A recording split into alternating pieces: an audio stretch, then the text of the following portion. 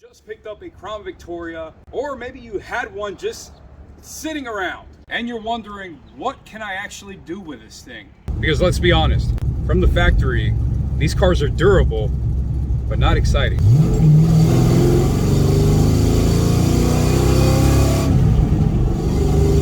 But the platform, highly, and I mean highly underrated.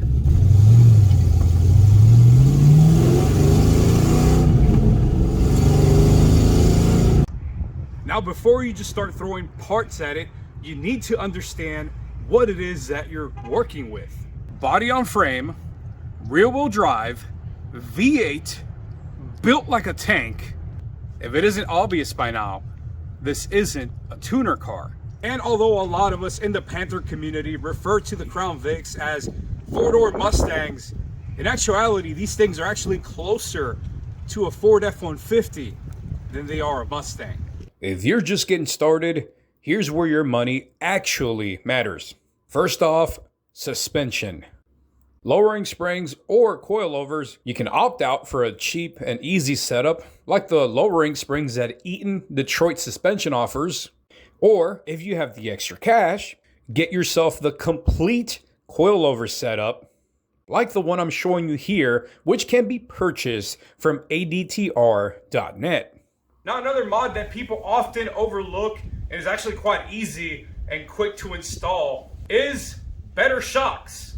Even if you can't afford to upgrade to better quality shocks, at the very least, just getting rid of the old, worn, tired, over 20-year-old stock OEM police shocks that come in your Vic makes a world of difference. This by far is the biggest transformation you'll feel immediately. Next up is wheels and tires. Wider wheels and better fitment. And although there isn't a damn thing wrong with the OEM Steelies that the Vics come with, let's be honest, the stock setup looks like it belongs in a government parking lot. Fixing the fitment changes the entire personality of the car. Next up, you guys already know, this is my favorite, and that is the exhaust.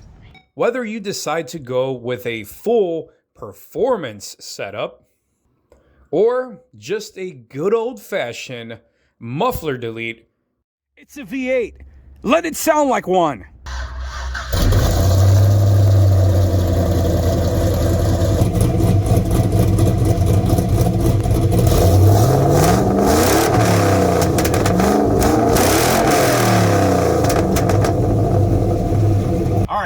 Now let's talk performance mods. Now, if you want more than just looks, this is where things get interesting.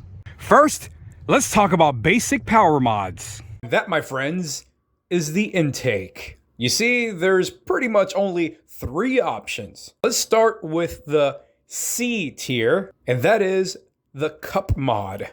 The cup mod is a sensible modification, you know, for those of you still in school, working at Subway, living in your mom's basement, or all of the above. The cup mod is the cheapest, quickest, most affordable performance intake mod you can do to a Crown Vic. All you need is a cup, and you can transform your airflow and throttle response in less than 30 seconds. For those of you who are curious, I made a how-to video on the cup mod. Just click the card above in this video. Next up is the B tier of Crown Vic intake mods, and that is the K&N drop-in filter. With its slimmer, flexible design, it's made to allow more airflow to your stock filter box. All you have to do is remove your old air filter, drop in the K&N performance filter, and you'll experience a gain of up to 5 horsepower. We take a look at the difference between the stock air filter and the performance K&N filter. Well, the difference is not hard to see.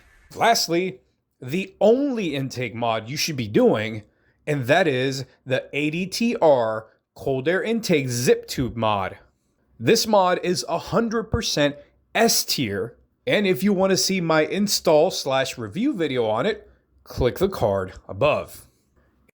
This next one is a no-brainer because not only does it complement your air intake mod, but out of this whole list, it is the only modification that is guaranteed to, at the very bare minimum, give you a horsepower gain of 20 horsepower. And that, boys and girls, is the Marty tune.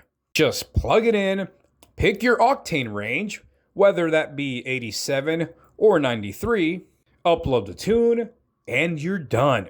Instant power gains in less than 1 minute. Now that we successfully installed our Marty tune, the only thing left to do is to put the Cobra Roush Crown Vic to the ultimate test. Here we go. 3, 2, 1. Oh! Next up, upgrade your rear gears. When it comes to Crown Vics, you only really have 2 options, and that is 373 gears for mid-range acceleration and handling, and 410 gears for some nasty burnouts and red light straight line racing. Gears really wake these cars up more than almost anything else. Now, if you have the money and the time and the patience, and did I mention having the money? My biggest suggestion is to manual swap your Crown Vic. You can forget everything I've mentioned on this list. Just save all of your money and manual swap your Crown Vic. Whether it's a TR3650 or a T5 ripped straight off a Mustang, or in this case, a T56 from a Chevy Corvette, nothing beats banging gears in an old 4,000-pound cop car.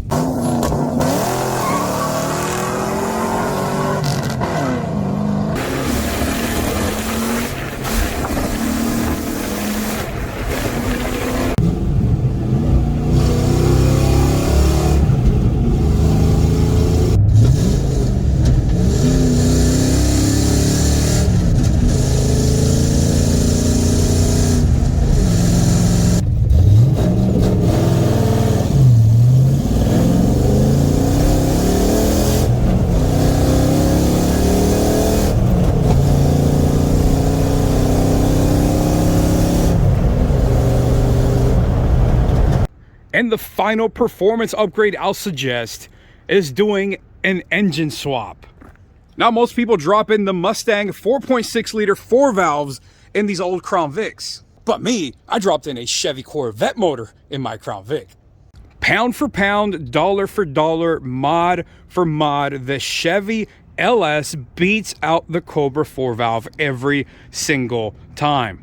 Not to mention seeing all the diehard fanboys in the comment sections absolutely losing their minds is just the icing on the cake for me. Now, before I end the video, here are some honorable mentions. Keep in mind, these cars were not, well, maybe this car is, but for the most part, stock Crown Victorias were not designed for cornering. They were designed to survive. So with that being said, make sure you visit adtr.net to upgrade your sway bars. Also upgrade your control arms. And while you're at it, make sure you get the poly bushings. Remember, you're not turning your Crown Vic into a sports car, but you can make it feel way less like a boat. Even this one still drives like one. With that being said, I hope you guys enjoyed this video. I hope you found it helpful. If I missed anything, let me know in the comment section down below and I will make a part 2. Either way, it's your boy Mr. Random, aka the Crown Vic Godfather. See you guys. Take it easy.